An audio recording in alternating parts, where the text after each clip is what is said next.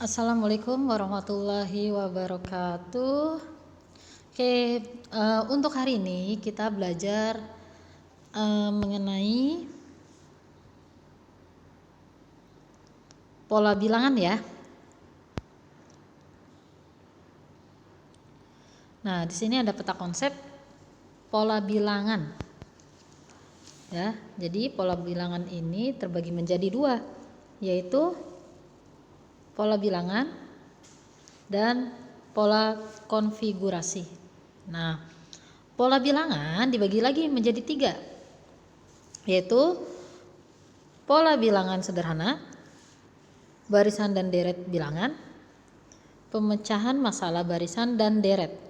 Nah, pola konfigurasi dibagi menjadi tiga, konfigurasi objek, keterkaitan antar suku, generalisasi konfigurasi objek. Nah, konfigurasi objek juga dibagi menjadi dua, ada konfigurasi persegi dan konfigurasi lingkaran. Nah, kita lihat di sini ya, observasinya dulu. Nah, di sini ambillah kalender yang ada di rumahmu dan guntinglah ya kalender bulan di sini 2018 ya. Nah, ini contoh saja ya. Lalu tuliskan tanggal-tanggal pada hari Senin. Nah, misalkan di Senin ini itu ada tanggal 1, tanggal 8, tanggal 15, tanggal 22, tanggal 29. Dapatkah kamu jelaskan tentang perubahan tanggal pada setiap hari yang sama? Tentu kamu akan mendapatkan kesimpulan bahwa selalu ada perubahan 7 hari pada setiap tanggal di hari yang sama.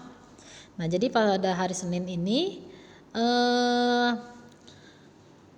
ada tanggal 1, 8, 12, 15, 22 dan 29. Jadi naiknya 7 hari, 7 hari, 7 hari.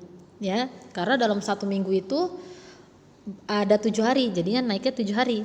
Ya, bilangan-bilangan yang berbentuk pada setiap hari Senin membentuk sebuah pola, yaitu bilangan berikutnya lebih 7 dari bilangan sebelumnya. Itu ya. Jadi ini konsepnya dulu. Nah, di sini ada gambarnya nih. Tanggal 1, tanggal 8, 15, 22 dan seterusnya. Nah, bentuk penulisan setiap bilangan menggunakan tanda koma. Ya, menggunakan tanda koma. Seperti ini, 1, 8, 1, 8, 15, 22, 29. Selanjutnya disebut barisan bilangan. Jadi ini disebutnya barisan bilangan ya, yang menggunakan koma. Tetapi bagaimana jika kita jumlahkan?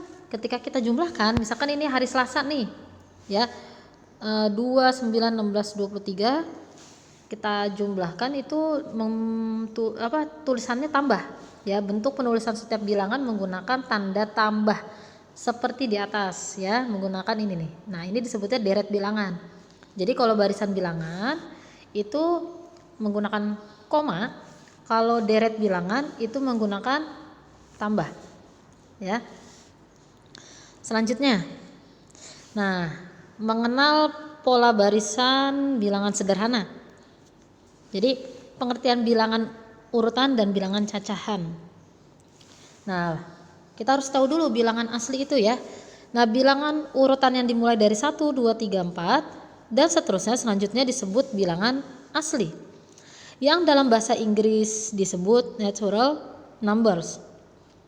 Ya, kalau di Indonesia itu A digunakan sebagai lambang dari himpunan bilangan asli, sehingga A seperti ini tulisannya, 1, 2, 3, 4.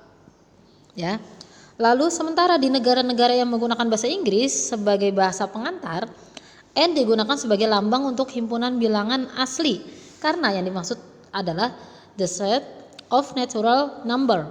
Jadi dalam bahasa Inggris himpunan bilangan asli dilambangkan seperti ini. Ya. Jadi kalau di Indonesia itu tulisannya A ya. Oke, kalau di luar, di negara lain itu N kalau bilangan asli. Ya, jadi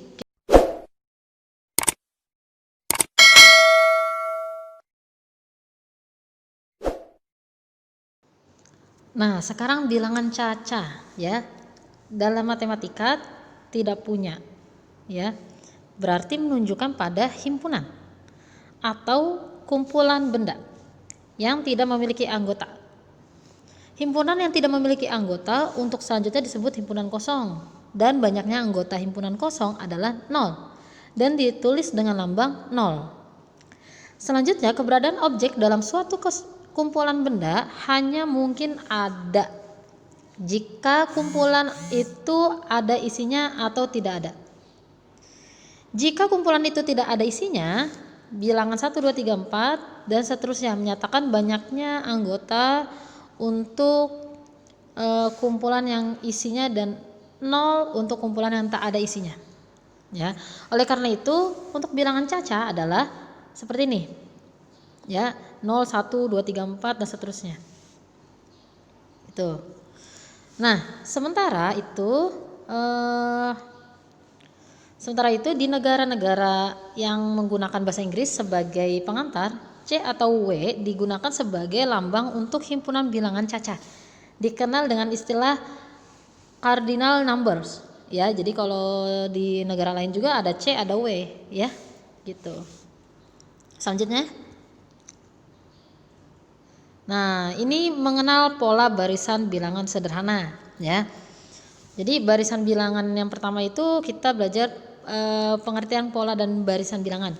Jadi barisan bilangan berhubungan erat dengan bilangan urutan dan bilangan cacahan. Sebagai bilangan urutan secara umum, urutan suku-sukunya diberi lambang U1, U2, U3, U4 dan seterusnya ya, yang bermakna sebagai urutan pertama. Urutan kedua, urutan ketiga, urutan keempat dan seterusnya. Selanjutnya, setiap bilangan yang diurutkan ditulis sejajar dan sebagai pemisah di antara dua suku yang berurutan digunakan koma. Ya, jadi antar suku itu ditulis koma. Contoh masalahnya nih. Misalkan disediakan pola susunan huruf L seperti ini. Ya. Seperti ini. Misalkan disediakan pola susunan huruf L, pertanyaannya adalah berdasarkan pola huruf L, berapa petak persegi satuan yang diperlukan untuk membentuk huruf L yang ke-100. Kan gak mungkin tuh satu-satu kalian gambar sampai 100 kali seperti ini. Nah, jadi nanti ada nih caranya, polanya ya. Nah, di sini pemecahan masalah, misalkan pola yang didapat kita amati dari gambar 1.1 adalah seperti berikut. Seperti ini gambarnya. Ya. Kalau kita lihat di sini ada satu pola, sini 3. 2, lalu di sini 2, di sini 4. 3, 5, 4, 6. Jadi dia kayak naik gini nih, 1, 2, 3, 4. Tapi kalau ini dimulai dari 3, 4, 5, 6. Berdasarkan pola yang dapat diamati dari gambar 1.2, banyaknya petak persegi satuan yang diperlukan untuk membentuk suku atau unit ya, pertama, kedua, ketiga, keempat dan seterusnya. Caranya seperti ini nih. 1 tambah 3, 2 tambah 4, 3 tambah 5, 4 tambah 6 kan ya. Nah, 1, 3 yang ini diganti menjadi 1 tambah 2. Ya. Ini 2 kan tetap, 4 ini menjadi 2 tambah 2. Jadi depannya ini diikutin dengan sukunya. Seperti ini nih. Ya. 3 tambah 5 itu menjadi 3 tambah si 5-nya ini diganti 3 tambah 2. 4 tambah 6, 4 tambah si 6-nya ini menjadi 4 tambah 2. Gitu ya. Jadi coba kita ulangi lagi. Nah, pakai tanda nih. Jadi si 3-nya ini ya berubah menjadi 1 tambah 2. Si 4-nya ini berubah menjadi 2 tambah 2.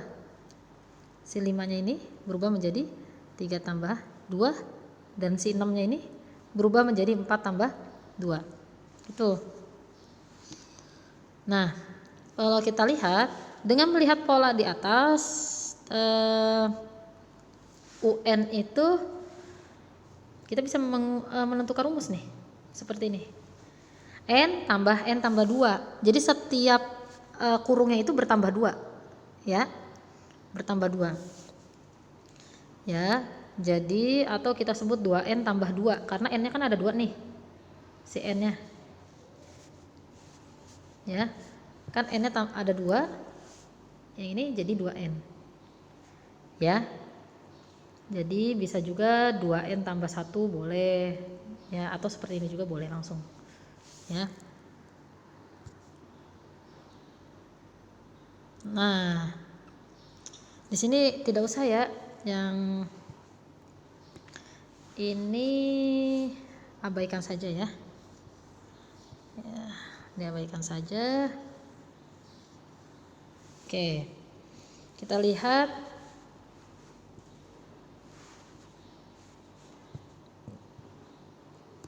Nah, oleh karena rumus suku ke n dari barisan bilangan tersebut adalah 2n, 2 buka kurung, n tambah 1, maka dengan mengganti nilai n 100, misalkan ditanya berapa nih pola ke 100, ganti aja n-nya, ganti 100, jadi 2 buka kurung 100 tambah 1, jadi 2 buka kurung 101, 202. Jadi nggak usah menggambar satu-satu gambar polanya, nggak usah. Jadi ini rumusnya.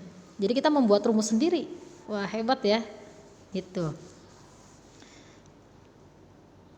Jadi dengan demikian banyak petak persegi satuan yang diperlukan untuk membentuk huruf L yang ke 100 adalah 202.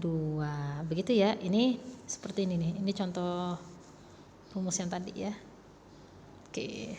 Ini tidak usah ya. Tidak usah